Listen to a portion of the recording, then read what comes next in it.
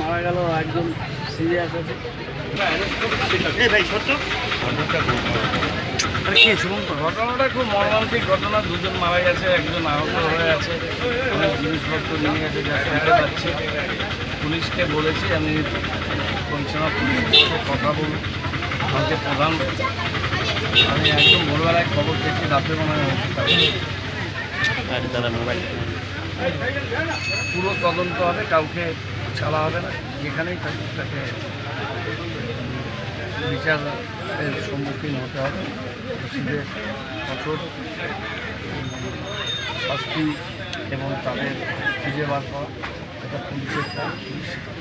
এই যে কিছুদিন আগে কলেজ পাড়ায় খুন হলো, একের পর এক কলেজ পাড়ায় খুন। একটা ছেলে যদি মাইন্ডসেট করে তার পাশের বাড়ির ছেলেটাকে কুপিয়ে দেয়, হ্যাঁ, সেটাকে আগের থেকে বোঝা যায় না।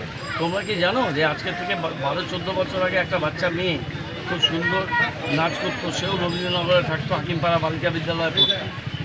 আমার বাড়ির কাছেই মেয়েটি যখন স্কুল থেকে ফিরছে তখন একটি ছেলে তাকে চাকু মেরে দিল, মেয়েটা মারা গেল। অশোক বছর তখন রাজ্যের প্রভাবশালী মন্ত্রী।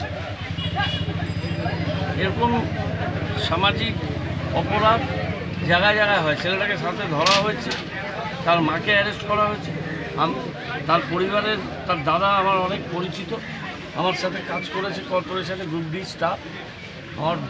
আমি যেখানে থাকি তার কাছাকাছি থাকে। তার মা, বোন, দিদি সবার সাথে আমার কালকে কথা হয়েছে, বাড়িতে এসেছিল। আমি এখন তার বাড়িতেই যাচ্ছি। আজকে 10টায় যাওয়ার কথা ছিল, এই ঘটনার জন্য এখানে চলে আসলাম।